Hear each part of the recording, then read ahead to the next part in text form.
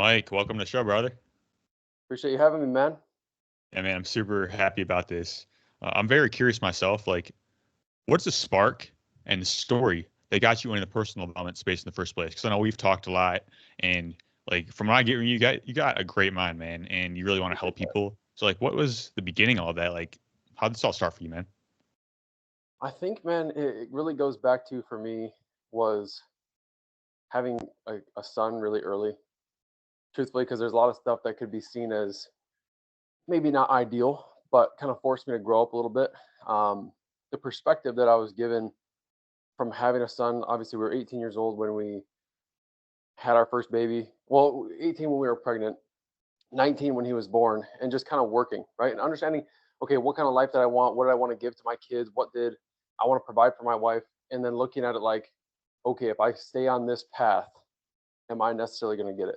Then really, you know, not that I was great at it without people teaching me to look outside of it, but understand that I had to look, okay, further down the road, where do I really want to end up? And is the path that I'm taking me down? And I just didn't really like what I was seeing. We had a couple examples of what it would look like if we stayed down this path, if we tried to sustain this kind of lifestyle. And so, really we just started looking outside of it. And so, but really, I think that, yeah, I mean, was it ideal to have a son so young? No, but it was kind of like sink or swim. You know what I mean? And I was like, all right, well, I'm going to swim. I'm just gonna hit it, and we're going to make the most of it, which has obviously led us to be able to have three amazing kids now, and I'm only 25 years old. And people are like, that's insane. I'm like, yeah. They're like, always, so is having kids younger better? I'm like, I don't necessarily think it's better, but it's not worse by any means, because there's definitely something to be said. And I think that was a big piece of it for me, because I'm not sure how quickly I would have grown up, but I was kind of forced to be like, all right, it's time to make some moves. It's time to make some stuff happen. What do I really want my life to look like? Am I providing right now? And if the current life and the current, I guess, circumstances aren't going to get me there, what do I need to do? And so that was, I think, probably the spark or the start of it, and really continues to be my why still. When I look at it and go, okay, do I feel like doing something today? Am I motivated to do something today? And it's just like, not always, but I'm not just going to look at my kids and go, yeah, I just didn't feel like it today, and be like, my comfort was worth more than what I saw today. Tomorrow we'll see, but I'd say that's really the spark of it. That's powerful, man. I really like that. Appreciate that. Because it's easy to like not do the things that we say we're gonna do. We don't have a powerful why. And it sounds like you got a powerful why, man. So I really commend you for that. Yeah. And I can't say it was always like that. And it's taken a lot of time to develop, but I think that's so important for anybody, truthfully, is to have that why, to have something that's going to get them up in the morning, something that will say, hey, this is worth disciplining myself early mornings, late nights, doing more things that I don't want to do, because obviously success is not just achieved in any area, whether it's fitness, finances, relationships.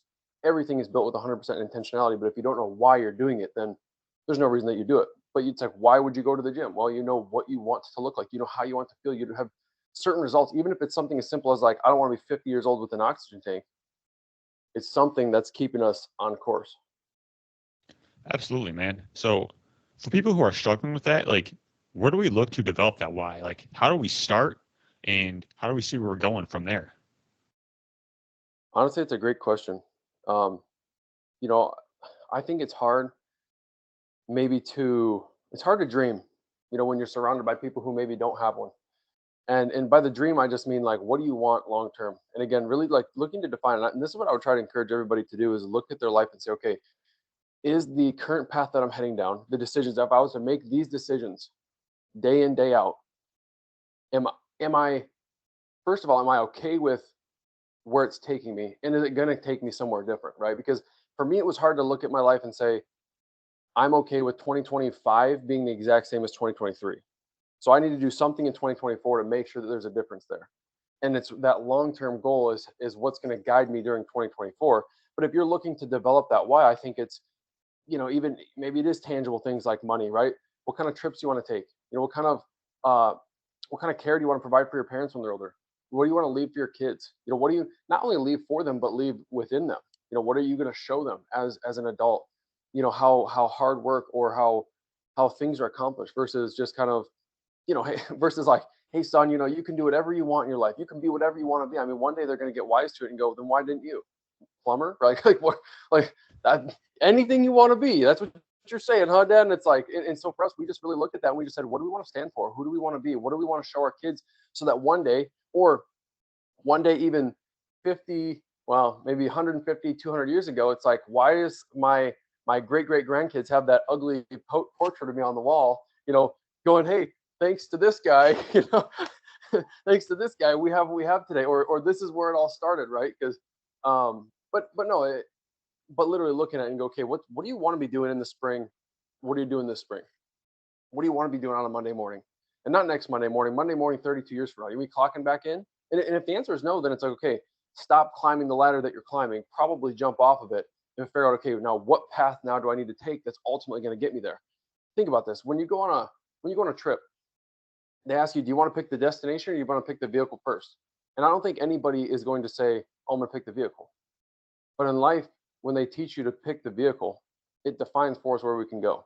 I think we all pick things that are very familiar. We pick things that are very comfortable, what society is okay with, and we end up picking things like Razor scooter, right? And I'm like, man, if you pick that vehicle first, because that's what you've always known, I'm like, you got a 5 mile radius till that left leg starts to go out, brother. Like, you're not going to get very far. Or car, or whatever it is, and it's like it's very limiting. Versus if we were to say, okay, if I'm going to go on a trip, well, I'd like to go to Australia, I'd like to go to Italy, I'd like to go to Greece, and now what are the means of how I'm going to get there, right? If that makes sense, because then the vehicle is picked for you, and you don't necessarily have a say. And it can be a vehicle that you like or vehicle that you don't like, but you're like, look, but ultimately this is where I want to end up. This is where I see myself in 30, 40, 50 years. This is where I see myself, and then kind of backtrack and say, okay, this is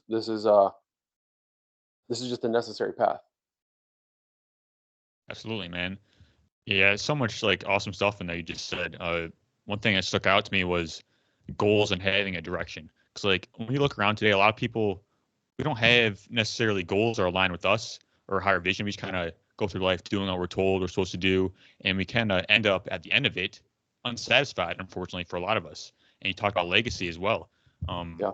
I mean, both you and I were young guys, but still, legacy it starts right now based on what we're Yeah. doing, right?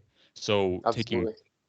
daily actions every single day towards that, and just having a higher vision toward the future, man. I love that, dude. Because yeah, I mean, we just can't think.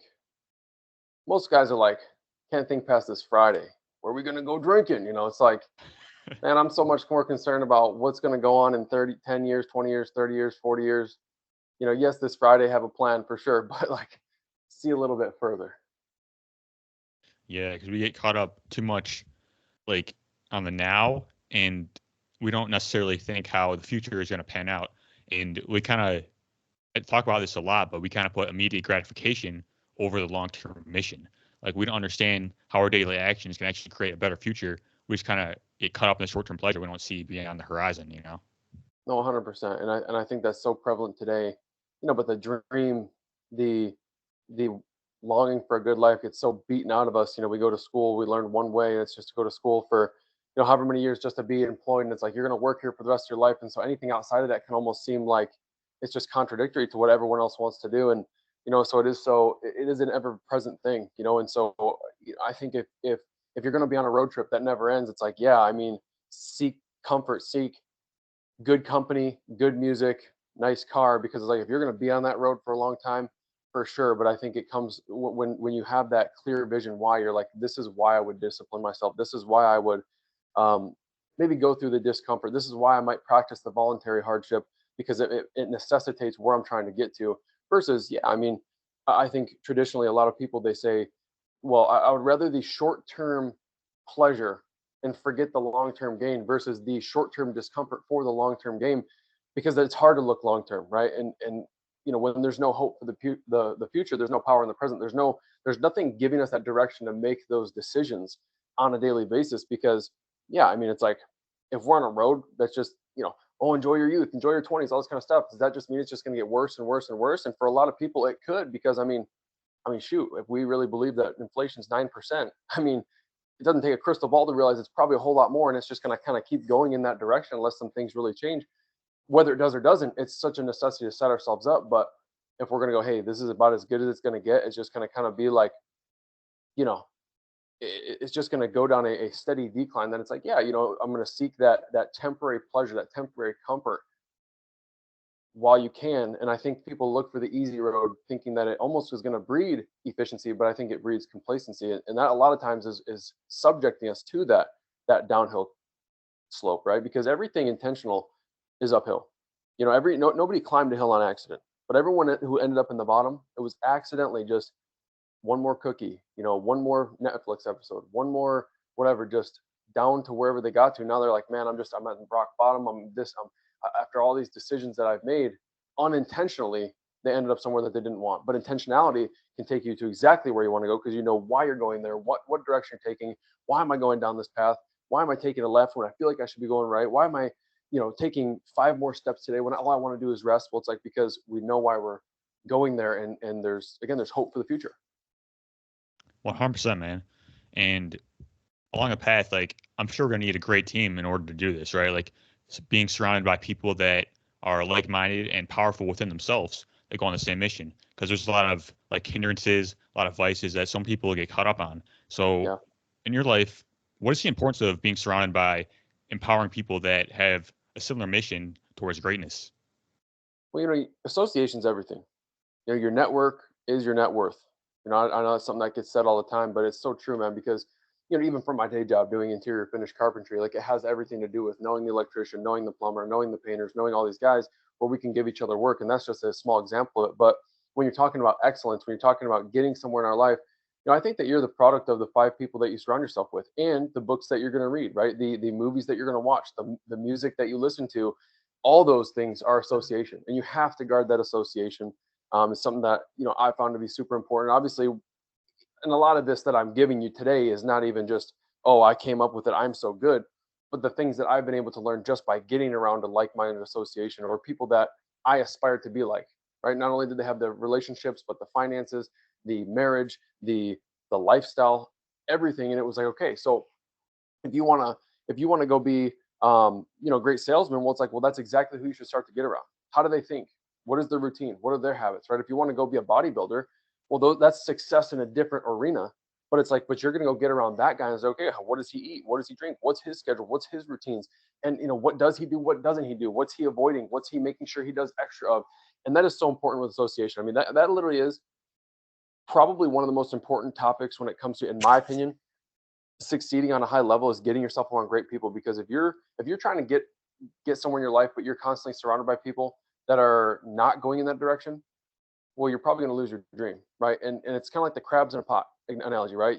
You put the crabs in the bucket of boiling water, and one's like, dude, this sucks, I'm out of here, right? And the other one's like, nope, you're going down with us, right? And it's like, we all have those people in our life. And if you don't get yourself around an association of people that are supporting you in the direction that you're going, I think, yeah, we just go, okay, well, if 98% of people are saying this, then maybe I should just do that. But maybe, you are the 2%. You just need to find those 1 or 2 or 3 other guys, those 5, 10 other guys, right, that have that same mentality. It's all you need to keep yourself going. Because, I mean, you want to do anything great. You stick your head above the crowds, you're going to catch a tomato. You're going against the grain, you're going to get a sliver, right? If everyone's walking off the cliff and you're going the wrong way, they're going, this idiot. And eventually, you know that you're going in the right direction, but so many people are going to tell you, if it's the wrong crowd, that you might start to believe it. But I think if you got a friend on the top of the hill going, dude, don't listen to them, keep going, you got this, right? It's like, we've been there.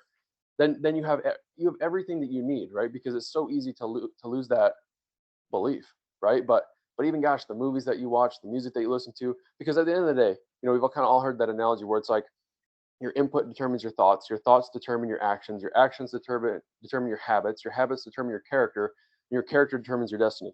So it's like but it all starts with what we put in our mind, and we are living the story that we're telling ourselves. And that's why negative people seem to find negativity all over the place. Positive people seem to, an object in motion tends to stay in motion, and couch potatoes stay couch potatoes. Why? Their mentality and their association. All the way, man. Yeah, you talked a lot about like what we put in our mind, like what we're seeing, what we're watching, what we're listening to. All these things kind of make up our mental tapestry, if you will. And it's very important because a lot of us, we're not conscious of these things. We kind of, I mean, the average American watches like 4 hours of TV a day. I don't understand, but it's like we have to find a way to have empowerment. Like there's so many tools available. At the same time, these tools two-sided. Like we can watch empowering media or disempowering media, right? So listen to podcasts, books, seminars, all these things. But another thing is like the most important form of learning is our own experience, I feel. Because like it's firsthand. Like we can put all these things in our head. If we don't actually apply it, it's not really wisdom. What do you think about that? Oh yeah. I think that's absolutely so true. I mean, sitting down and reading a book is only so good as if you go out and do something about it afterwards. It's learning for the sake of doing an application for sure. Because getting that golden nugget, listen, like information's not the unlock. The information's everywhere, right? Every marriage book, every budget, every budgetary tool, every fitness plan, every diet tracker, every bit of information is available out there today on the internet. But you have to put it to application, right? And I think that so it kind of it goes hand in hand. I mean, it's knowing, but then it's doing, and the biggest gap is between knowing and doing because people can go, oh, I know all about this, but it's like, but you have no results to show for it. So do you really know? Because if if oh, man, somebody I was listening to was talking about that. Oh, to know and to not do is to not know because you can know it and then not having have done anything. So it's almost like you didn't even know it, right? It's kind of like the guy who reads and the guy who doesn't read,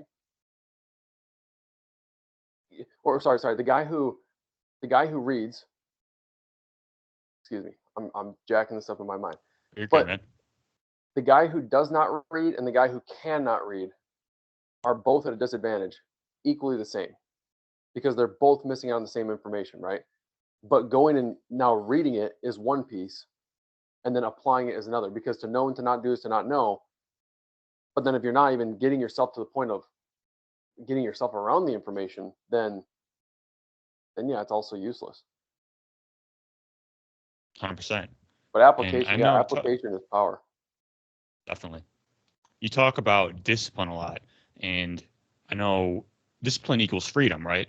So a Yeah. lot of people we don't understand that when we do these actions, we do that hard thing, when we delay gratification, we actually build character traits for the life that we want to live, whatever it is. So having that discipline and what it is like being a disciple of your mission, like being devoted to a mission and having these character traits in place so we can keep expanding that.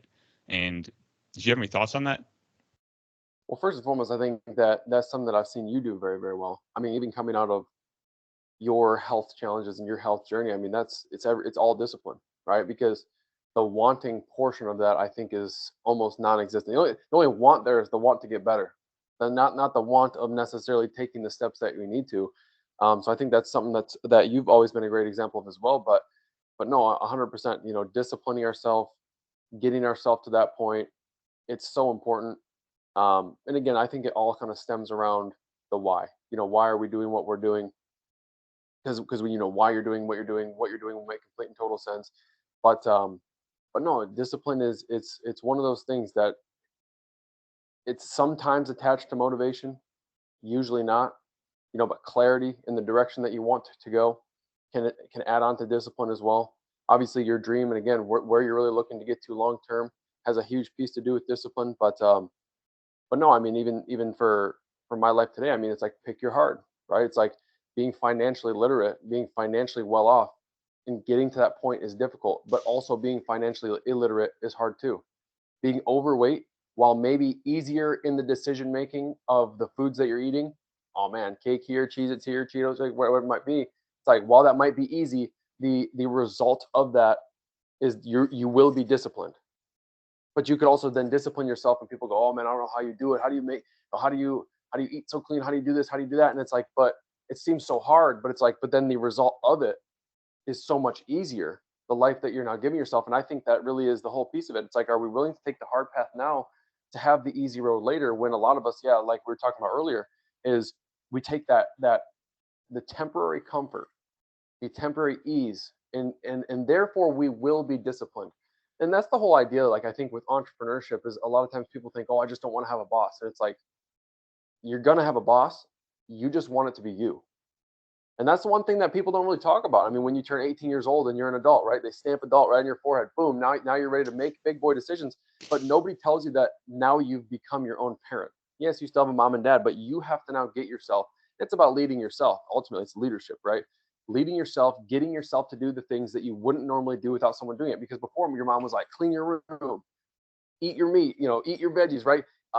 Do your homework, right? And somebody was there to tell you what to do. But then when that is gone, it's sad that we've almost lost, without somebody telling us what to do, we've almost lost the will to be able to do those things, unless then we get our back put against the wall.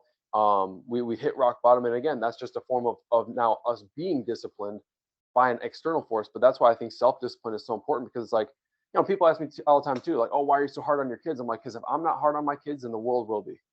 So I'd rather teach them now to become tough, disciplined, character driven, so that it's like, so they're not just beat down, because you're either disciplining yourself or you're being disciplined. Love that, man.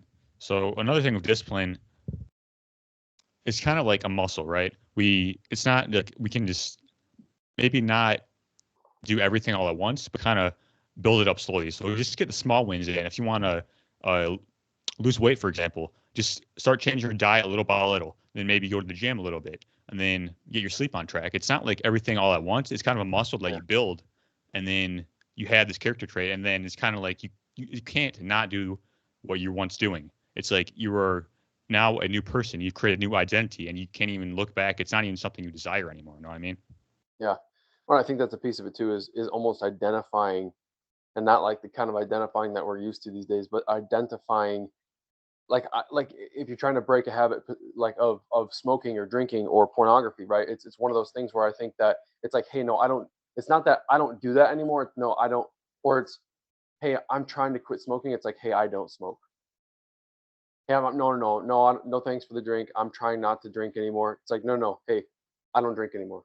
I don't, or I don't, right? Like I'm not someone who drinks, right? And you identify as that person now, because, truthfully, I do believe that the cost of the life that you want is the cost of life that you have, right? Because we have to be willing to give up who we are right now, because there's a version of ourselves that a lot of us can picture and go, okay, that's the guy, and what are those character traits? What are those attributes?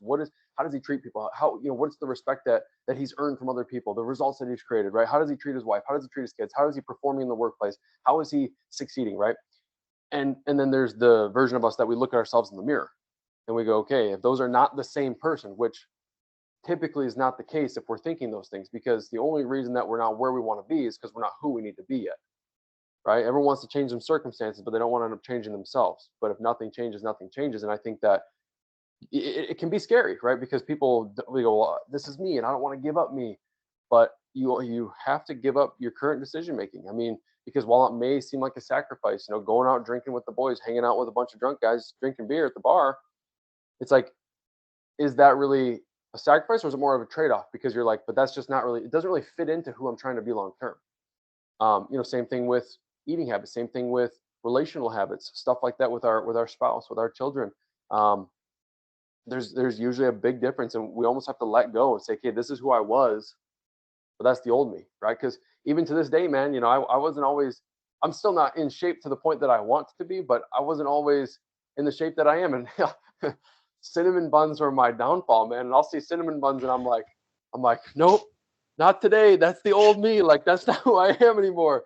Get away. Like, it's like my kryptonite, man. Cinnamon buns. I'm like, don't get me started. It's a slippery slope. So, I got to distance myself. But no, and I think that's probably very similar how it was for you too in your journey. I mean, wouldn't you say? Like, even over, even I remember in like middle school, high school, for the physique that you were creating, the mentality that you were creating, and then obviously coming into a health challenge, coming out of it, it was probably very similar to you, because it was almost changing everything. Absolutely, man. Like for me, it was like just making progress every day. I had a strong foundational character, which I'm grateful for. I just kind of been like that for a long time. Yeah, Um, no but doubt. it's kind of like we talked about, just keeping the goal and the vision in mind, and just asking empowering questions as well. Like when you keep like empowering questions on the mind rather than disempowering ones, it kind of leads you to the right answers. So whatever exercise program I need to do, whatever type of nutrition thing, connections, all these things were constantly on the mind. So like another thing we talked about is like what we feed our minds or we're watching or listening to. It's also about thoughts and emotions as well, like being aware of what we're thinking and how we feel, because those can lead us to the actions that we want to take as well. Yeah. Well, I love that you were talking about that too. And a part of the question you asked originally was, you know, taking those small steps, because yeah, it doesn't happen overnight, but it literally is. I don't think anybody's asking for perfection. I mean, thinking about your journey, right? Think about a guy who's in a car crash and can't walk, and then the first day he gets up on those like stilts to go walk. It's like, does it look perfect? Absolutely not. It's like, but that was progress. Because yesterday he was sitting. Yesterday and all before, he was bedridden, right? And maybe with your situation as well. There was things where it was like, okay, this is the current circumstance, but now that we've made this 1% tweak, because the goal is to get to 100%. But if we're at 1%, I mean, now we've increased to 100% from the first day, and then you hit 2, 3, 4%. It's almost treating every day's ceiling as tomorrow's floor, right? Saying, okay, I'm going to build upon what I've done. And obviously, is every day going to be perfect? No, absolutely not. But I think that nobody's asking for perfection, just asking for progress. Whatever goal it is, and being able to look at yourself in the mirror at night and say, hey, I made progress. Is it where I want it to be? No, but I think that there's people talk about like rest in the grind. Like, where do you find peace in the grind? And I think it's because you know that you're in progress. You know what I mean? Because winners stay winning. And with that idea, it's like, well, if you're 500 pounds and your goal is to be 200, but you just lost 10, it's like, have you achieved that? No, but that person should be very, very excited about that progress, right? And same thing, and that's just one example, but financially or with relationships or with whatever people are looking to achieve, it's like, if we're super far from that goal, but we make even a 10% change over a month, it's like, well, you're a whole lot closer. And then that almost can create that excitement to then go do more, right? Like Arnold Schwarzenegger always talks about, he goes, once you see results, man, you're addicted. And it's like, okay, but then the guy that went from 210 to 200, he's like, yeah, big deal. But he did it. But is he finished? I mean, I don't know. And so I think always having that goal and having something to strive for always helps too, because like that person who's 500 going to 200, it's like, that's a very different goal, and but they are now winning, winning being a verb, right? They're continually winning, and then it goes from 10 pounds to 11 pounds to 12 pounds to 13 pounds down, and they're like, man, I'm in progression, and there's so much peace with that. You know what I mean? Even though they're still 485 pounds, but they're getting there. Does that make sense? Absolutely. Yeah, man, it makes a lot of sense. It's all about that momentum, like we're talking about, just Yeah, creating that momentum, and that just helps us make our goals a reality much easier now. 100%. So I know you're an entrepreneur as well, and you got like a lot of awesome business things going on. Uh, so what kind of got you started in that, and what are some like major lessons that you take from entrepreneurship in your everyday life? So I guess what kind of got me started in that, I mean, kind of stemming back to the beginning, was just knowing that we wanted more. We didn't want to just settle for an average lifestyle. We just didn't want to. We knew that we wanted at least my wife to be home. Later kind of coming into the picture was her being able to homeschool our kids, being able to instill our values into our kids. And then we really started looking at our life and just saying, okay, where do we really want to go? And that kind of just led to us looking for somebody, right? We understood the necessity for somebody coming into our life. And I think whether you're in real estate, whether you're in sales, whether you're trying to be the best at whatever profession you have, having somebody who's walked the path that you want to walk, that ideally, has the results, not just some of the results, but has the same values, the goals, the outcomes, because that person can take you to where they've gone, right? Somebody else who has different results, their advice is only going to get you to where they've gotten. So if we don't like the results, we shouldn't be taking their advice. But for us, we're like, okay, so we need to find somebody, and this is what we want. We got very clear about it. We said this is what we're looking for, and we looked at a lot of different things. Okay, what do we want to do? Obviously, I was independently owning a carpentry company, and doing a lot of kitchens and trim work and decks and stuff like that. And it was fine money, but it was just like, this is not the lifestyle that we want. Not really the crowd I really want to be hanging out with forever. Not that there's bad people. There's surely great people in that industry as well. But no, it's truly getting around amazing people with a like-minded mindset, and an association of people with the mindset, right? Men of character, women of strength, and just, yeah, I mean, that kind of helped us a lot with the direction that we were looking at. Um, and I think that's probably been one of the biggest pieces of it. And some of the biggest examples, I guess, that they've given me was that, the first one that comes to mind is that, a lot of it has to do with comfort zone or value based decision making, right? Because success is all about perspective. I mean, success to one person could be a trailer park with a Camaro. You see that, right? The other person, it could be, well, I want 3 yachts, and I want this and I want that. And for the other person, it could be I just want a quiet home in the countryside, and enough to go around, help my parents out, help this guy out, donate to the local stuff, right? And success is so much more about perspective. I mean, you could find someone that's like, well, shoot, man, I'm making 12 bucks an hour right now. If I could just get to 30, that's everything that I would need. And then there's the guy who's making 300,000 that goes, man, I got $1 million dreams though. And so clarifying our values, and then learning to make decisions through the filter of our values, right?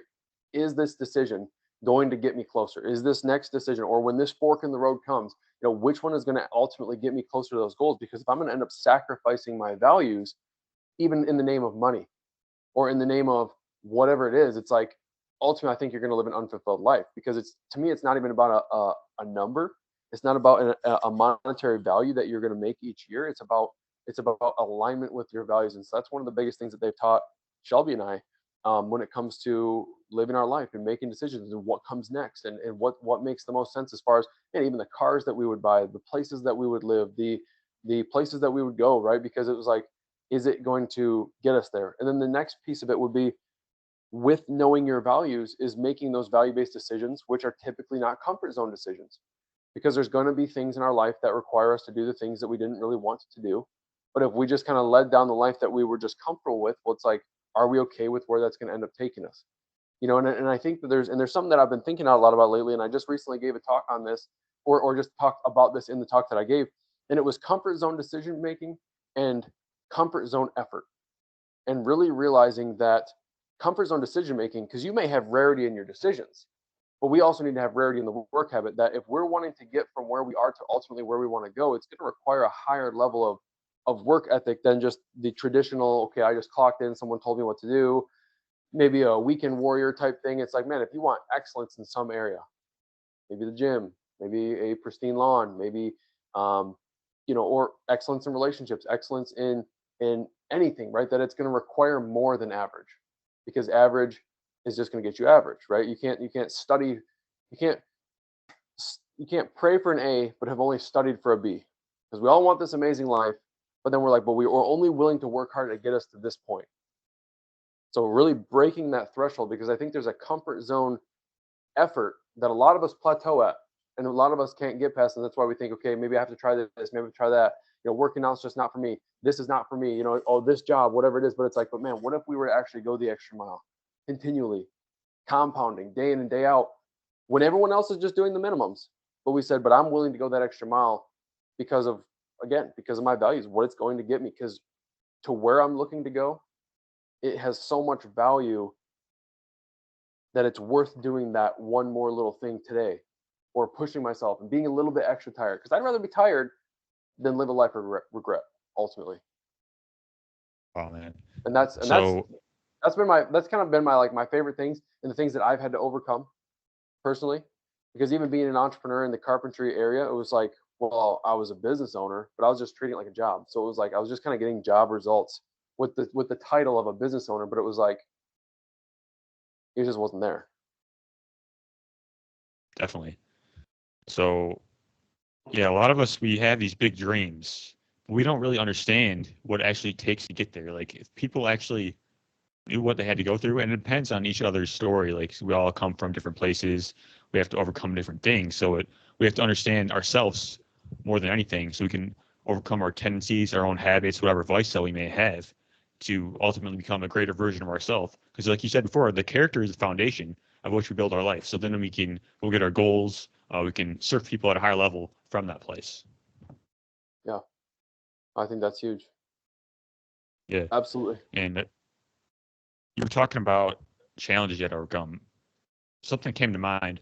Like, what are some major challenges that you personally had to overcome, or maybe are overcoming right now, in order to live that life that you want to live? Service. Shelby and I talk about this a lot, actually, is like, you'll see a common theme in your life. And I think, just to be transparent, the number one thing that's sticking out to me is you have to be willing to help other people get to where they want to get to, for you to get to where you want to get to. And it's not about us, right? There's something so much bigger, and kind of like you were saying, to help as many people, it kind of goes hand in hand, because yeah, I mean, think about it. I mean, as an entrepreneur in any arena, it's about helping the most amount of people get what they're after. or to add value to the marketplace. And that is how you get paid as an entrepreneur in America, right? Is to solve problems and add value to the marketplace or your fellow man. So if you're a car salesman, I think the focus should be so much further on serving people instead of just getting the sale. If you're a makeup saleswoman, right, then it's like, what does this person need based off of their desires, the look that they want, whatever it is, versus like, I want to sell these products for me because I want to hit some sort of quota, right? And I think that that's a really big thing. That it's like, stop trying to do it alone, stop trying to do it myself, stop trying to get all the credit, but literally like bring so many people with and succeed at such a high level with so many people, that it's like, because truthfully, it's like, to do it alone, they say, oh, it's lonely at the top. It's like, that's because you did it wrong. If you're a leader but nobody's following, then you're just taking a walk.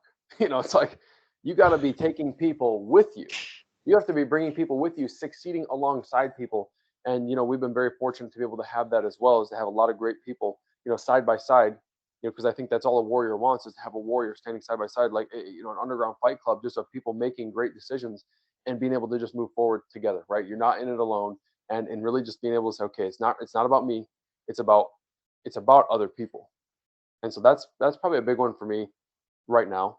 That one of the things that we've been working on a lot, because leadership, it comes with a cost. It comes with the cost of, I mean, you're leading yourself, you're an example, it's personally growing and developing yourself to the point that it's going to benefit other people by just getting around you. And is that always comfortable or easy? No, but it's a good pressure, it's a healthy pressure that I think is necessary if you want to take yourself from good to great, so that other people can get around you and go, okay, if this is what he did, and if I follow in those footsteps, I can trust that I would also get in that same area.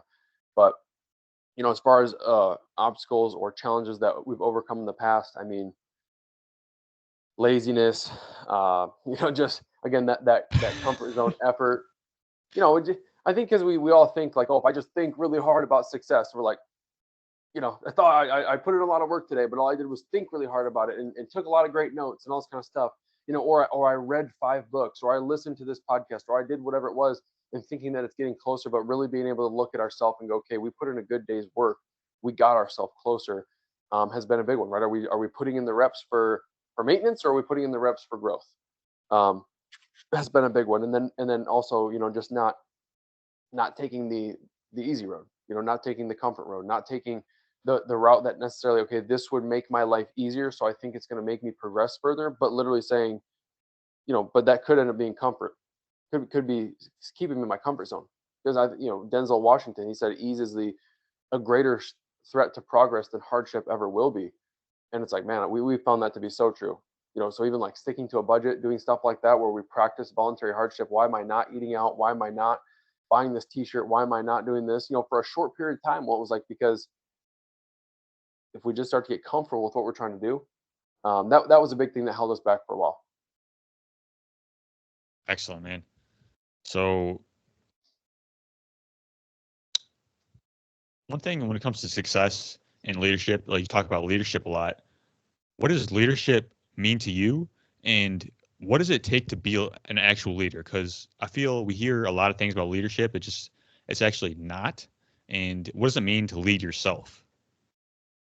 I think leading yourself a lot of times comes down to self-discipline. Leadership being defining reality and helping get yourself or others. So leading oneself is getting yourself to do the things that you wouldn't normally do, right? But it's also leading from the front, right? It's not a managerial position. You're not saying, hey, I would do this, but I'm not willing to. Hey, if you do this, I don't have to. But it's like, hey, but this is what it's going to take, and I'll be on the front lines with you. Think about like, the pack of wolves traveling through the Arctic tundra, right? It's like, the leader is not just going to be like, hey, go up there and see what you find. He's going to be like out up in front saying, hey, like, I'll take you there. I'm willing to go do it. The leader of the army is not only just, he's not just sitting on his horse going, hey, this seems like it's going really good down there. He's like, man, he's like, I'm out there too, and I'm going to be fighting their leader, right? And just that display of, you know, that you believe in what you're saying, so you're willing to put forth that action. But as well, I think it's defining reality, helping other people. Maybe it's being that mentor, being that coach, kind of helping them see, okay, this is where we're at, this is where we need to go. um, but yeah, and a great place to start, because I don't think that I'm the leader of all leaders by any means, and that's something that we've been working on a lot, is leading ourselves so that you become a great leader. And leadership is not okay, well, there's 5 levels of leadership. A great book that I read from John Maxwell is the 5 levels of leadership. The first one being positional. You can be put in a positional you could be put in a position of leadership where people will follow, maybe because you're in some sort of position, then relational, right? Then the results that you've created, then you're a leader training leaders, and then you're a leader training level 4 leaders, right? So those are the 5 different levels of leadership that we've read about. And but really getting to that point where it's like, okay, well, maybe you're in a position of leadership, you're not abusing it, you're building relationships so that then people say, okay, this is somebody worth following. This is somebody who, if I can get around them, I will be better. And then obviously going and creating the results, because your words will only live so long until they need to start seeing some results, right? Because if I was a personal trainer still eating my Oreos and cheeseburgers, and I'm going, but hey, but you should eat salad and you shouldn't touch sugar and you should do this, it's like they're gonna be like, yeah, yeah, yeah. And then after like 3-4 days, I don't know, they're like, dude, this dude's still just on the dollar menu. Like, what the heck is going on here? There's no music to his words. There's no credibility behind what he's saying. So it's leading yourself, self-discipline, disciplining yourself so that you can help teach other people how to do that, as kind of in my mind the nutshell of it, and really what it takes. And again, it's something that we're working on daily. Yeah, I mean, there's a saying I think is kind of ridiculous. It's like, "Do as I say, not as I do." Right? It's Yeah, like, what? There's no credibility there, man. Right? yeah. Well, no, and I remember being at a talk one time where the guy goes, everybody do as I do. He goes, touch your ear, right? And everybody touch their chin, because it's like, well, they're going to do what you do, not what you say. So if you want to help somebody achieve something, well, it's like, you better do it too. Even a story that I Exactly. remember, I remember reading from, like, I think it was like Gandhi. A lady was like, please help my son stop eating sugar. And he's like, come back in 30 days. She's like, okay. And then she goes, are you ready to tell my son? He goes, yes, bring him in. Right. And he's like, stop eating sugar. And she goes, the heck? He goes, well, 30 days ago, I was eating sugar. He goes, but for the last 30 days, I didn't. It was like, so powerful. But it's obviously a very simple example of it. But it's kind of the perfect little painted picture of it, that it's like, yeah, I mean, if you ain't willing to do it, then I wouldn't try to get somebody else to do it. Be like, oh yeah, yeah. That's, to me, that's managerial. That's not leadership. And I think great managers, or managers can be great leaders if they're also doing that. The Sam Walton, walking into the Walmart, greeting all the different people, sees a register that needs service, he'll hop right on it and start ringing people up too. And the people were like, that's a great leader. He's not like, hey, get somebody on this. I'm too good for this kind of thing. He's like, man, I'll do it. Sweep the sheds. I remember a story about like I don't know it super well, but the story about like I think it was like the New Zealand rugby team, that was like, they won the national championship. And after the championship, they went back to their locker rooms and swept the sheds, because it was like, man, we might be national or world champions or whatever it was, but we're not too good to do the little things. We're not too good to go back to the basics. It was like, man, like that was a display of leadership. I think it was like the captains like went back and did that. I might be off on that story, but just, you're not too good for the little stuff. Yeah, and those are the things that got us there in the first place, right? Like Yeah. focusing on the fundamentals and not losing those when we get the success that we actually want, because we have to remember what got us there in the first place. Yeah. I mean, there's like that saying that like nothing fails like success. Like, oh, now that I've got to this point, I don't really need to do that. Oh, now that I'm in shape, I don't need to go to the gym anymore and I can eat unhealthy. It's like, no, no, no. Like, you just keep doing, and I think that's why you might hear that a lot of times too. Oh, why does he have to keep doing that? So after I'm a millionaire, I won't have to be on a budget. It's like, now the budget will just be a lot different. But if you just don't budget, you're going to be back to trying to be a millionaire again. Like, oh, after, like, why is this guy working out so hard after he's already got a great physique? Well, to keep the great physique. And I think that it's the same thing for discipline. It's the same thing with finances, the same thing with relationships. It's like, oh man, like we started dating, you were flirting, you were building a relationship, you were intentional about it, you were going the extra mile. And then it's like, why do most marriages fall apart? Well, they got married and the effort's gone. The honeymoon phase only lasts for so long. And without that effort, without the things that you did to get to that point, I mean, it can feel stale. People go, oh, it's just not like it used to be. It's like, you ain't like you used to be, you know? I like it, man. Yeah, another thing that came to mind is like there's a saying that says like you only live once, right? Well, the context behind that most of the time is yeah, you only live once, so you may as well be as much entertained as you possibly can, right? It's like, Yeah, I mean, my version of it is okay. If you only live once, you may as well be the greatest version of you. You may as well go all out. And the thing yeah, about that is like it's going to be hard either way. It's going to be hard whether you're average or you're going to be great, but the results are going to be completely different. yeah. And I feel like it's much harder to not live up to your potential because the pain of regret is probably a lot more painful than the pain of progress. It's Oh just a little yeah, bit different. You know what I mean? yeah, for sure is. I mean, it's a different kind of hard. It's yeah, pick your heart. You know, are you gonna be financially disciplined or are you gonna be broke? Right?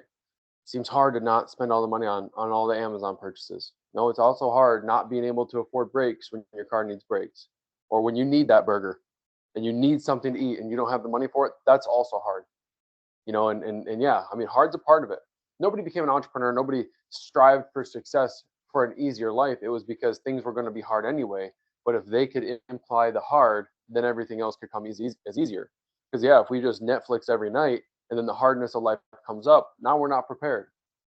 But if you can stay ready, you don't have to get ready. You know, so Exactly. staying ready, disciplining yourself. It's like now when the hard comes up, you're like, I've already taken care of it. I've set myself up. I dug the well before I was thirsty. You know, it's like, well, why would I dig the well if I'm not thirsty yet? Because one day you will be, and you're going to be thankful that you did. You know, do your future self a favor. Now, I love that mentality, man, because I think all too often it's what finds us in those traps of stagnation. 100%. Another part of success, I feel you gotta be aggressive in a way, like very assertive.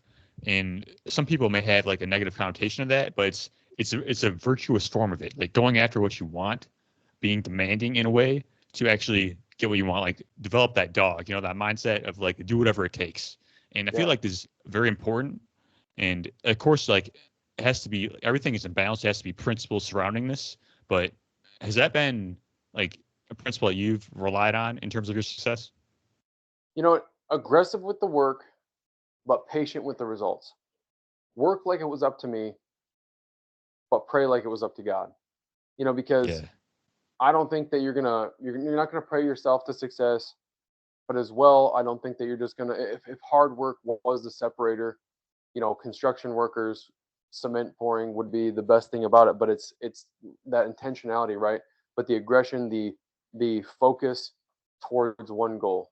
You know, focus meaning, man, I'm terrible at acronyms, so I'm not gonna. There's one out there that's good, but no, but absolutely, you have to lean forward. You know, it's like, are we playing to win or are we playing to not lose? You know, kind of mentality. exactly. Because you've seen that when you watch a football game, you'll see somebody, you'll see a team, and they'll kind of both start out right. Or if one team's a little bit intimidated, they're just like, well, we just can't let this guy get in the end zone. And then there's the other team that's going, we're going to score. And then the other team's on their heels, falling backwards.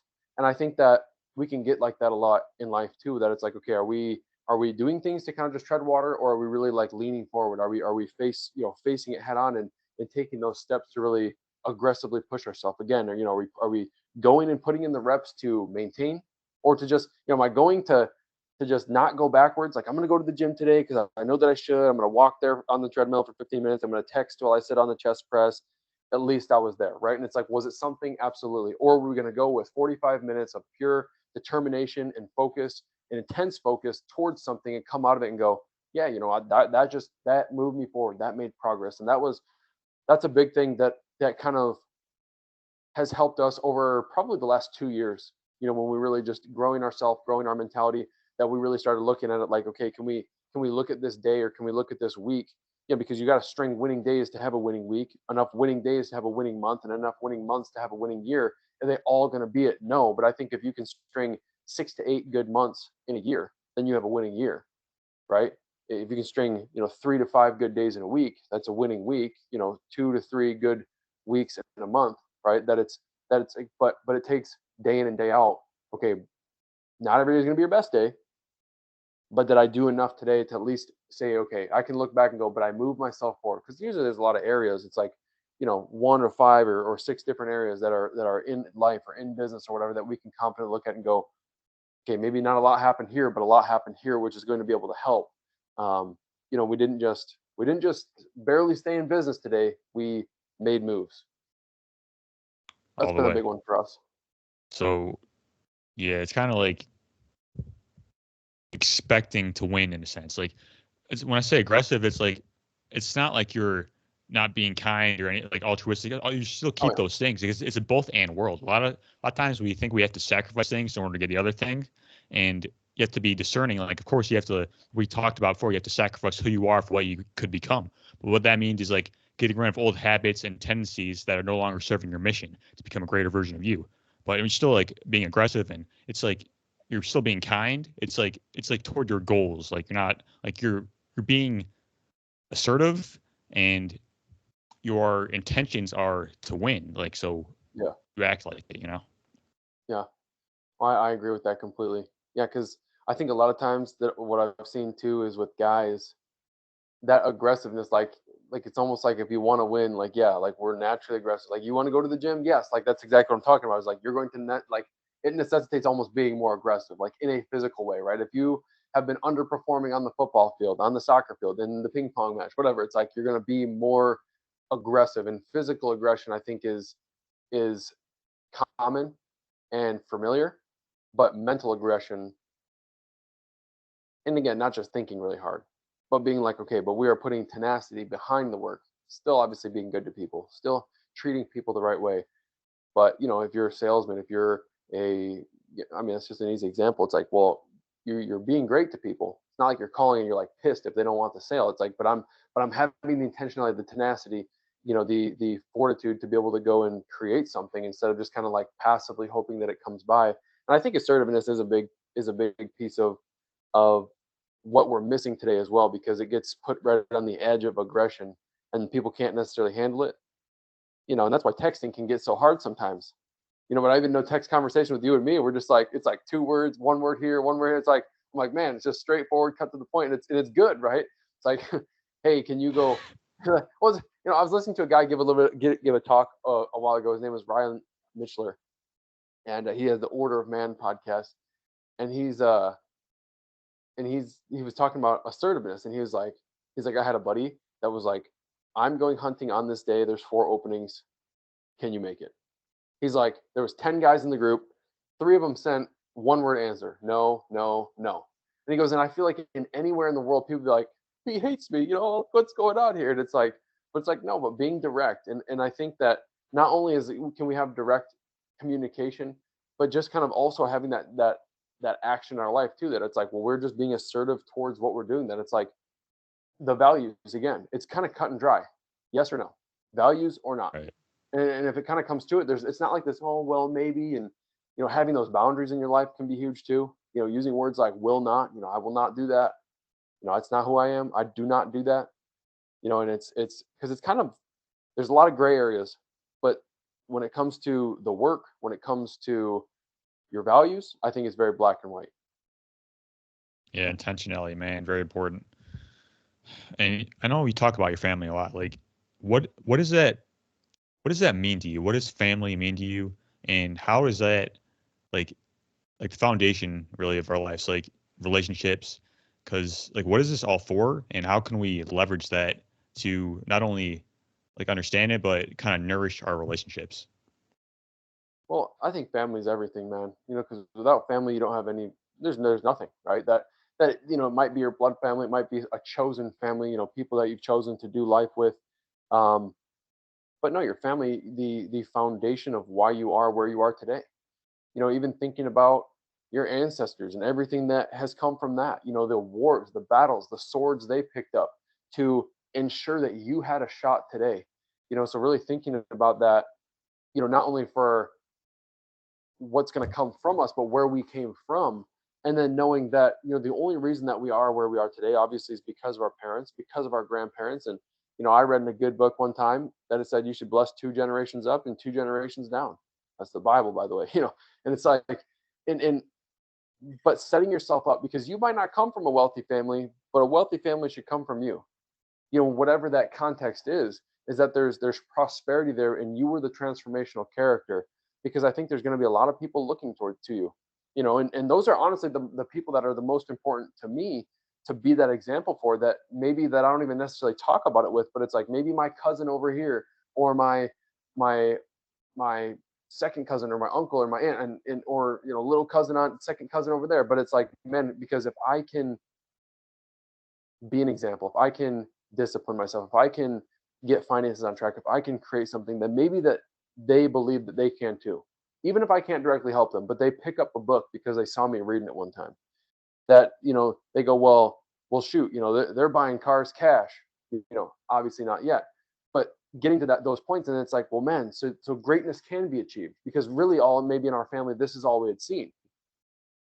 But now I've seen something in my bloodline that can be achieved. Because I think a lot of times it's like, well, I didn't come from a wealthy family. It's just not how my family is. It's not like, oh no, like we've always had this. We've like, and there's a lot of kids that do grow up in wealthy areas and they expect excellence, and then they go on and create it.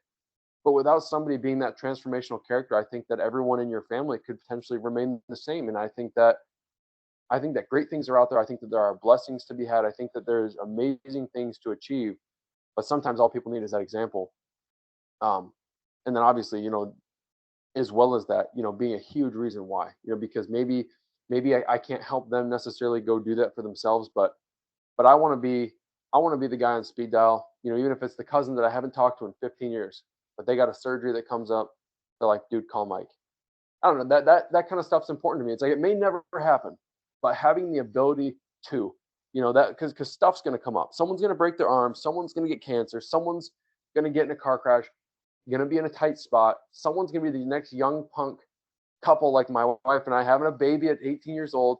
And we had a great family. We had great people around us that just helped us stay calm, helped us make progress, helped us with a lot of it every single step of the way, because we've had amazing people come into our lives that have helped us with mentality, great association, obviously, but the foundation and the root of it all, and the people that have been there the whole time, even since 8 years old, 2 years old, right, has been family, right? And so, I think about that kind of stuff all the time, man.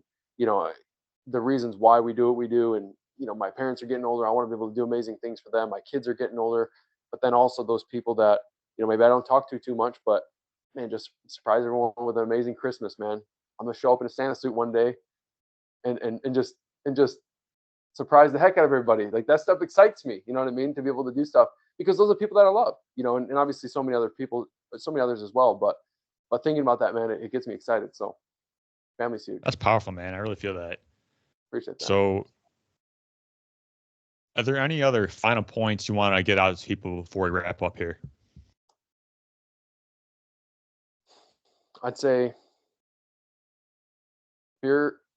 A little video that I had just watched is that fear is a mile wide but an inch deep. And it's like, the moment you're willing to take that step, I think you'll realize that whatever it is that we're trying to get to, it's not always as it seems. That we're living the story that we tell ourselves. So if we believe that we can, we can. But if you believe you can't, you're also right. So just, and if it necessitates it, which I think it does, get yourself around people that are going to be able to help you believe in yourself. So that way you can at least borrow that belief until you believe in yourself, because that's been one of the biggest things for Shelby and I. And it's the battle between good and great, mediocrity and excellence, is every day. And it's like, but you show up, you show out, you remove self-doubt, and you'll be unstoppable. Because the biggest battle you'll fight is with you and self-doubt, right? That I just don't think I can. I just, I don't know if I'm that person. And a lot of times it's not who you think you are. It's who, or it's not who you, what? It's not who you think you are. It's who you think you aren't. That makes sense. It does, yeah. 100%, Like, bro. like you are that person. Just like, stop telling yourself, well, this is just how it is. Instead, I would choose to, I don't watch a whole lot of movies, but I like to try to look at myself like a movie, like I'm gonna have a movie like about my life called like The Come Up, right? And it's like what if that was my story? Tell yourself that, man. What if this year, man, 2024, I made this change, I made that change, I picked up a book, I picked up that, maybe, then I grew myself, I got around people, and by 2026, I was buying cars cash, I was going on amazing trips, I was helping other people, and it's like, why can't that be you? Why can't that be your story? And so believe in yourself, get yourself around a great association of people, get yourself around people like Anthony, and it's worth it, because that's everything, and that's why I value our friendship so much as well. It's just getting on phone calls every now and then, and it's like, man, you're not alone, right? You're not the only freak with a dream. You know what I mean? Like there are more of us out there that want greatness, but unfortunately, there's just a lot more people that just don't, right? And so I think if they're probably listening to this by this point, that they're probably like-minded. So get around Anthony, change your life. 100%, bro. Man, you dropped so many gems today. Like, if people just apply some of this, man, you can definitely make a lot of progress and change your life based on it. So, man, I Helpful. appreciate you coming on the show. We had a great conversation. I hope people are getting a ton of value out of this. Lastly, if people want to connect with you or learn about you or do anything entrepreneurship wise, how can we find you? I'm on Instagram. You got a telephone number? No, but I'm on Instagram, Facebook, stuff like that. But or you can get my number from Anthony. But Yeah, what's the, yeah. what's the handle? Oh, it is. I have to look. I think it's Zehnder_Mike. Got it. Zehnder_Mike. Got it, man. Yeah. Instagram. All right, man. Yeah. Yeah, hook Or you that can get up. my phone, or you can reach out to Anthony and get my phone number if you want to. But hey, Anthony, I appreciate it a lot, man. And that's the goal, is every day leave somebody better than we found them, add value, be that person that somebody was for us. Just one conversation, one compliment, one high five, one hug, and change the world. All right, I appreciate you, brother. Have a good one. I appreciate you too, man.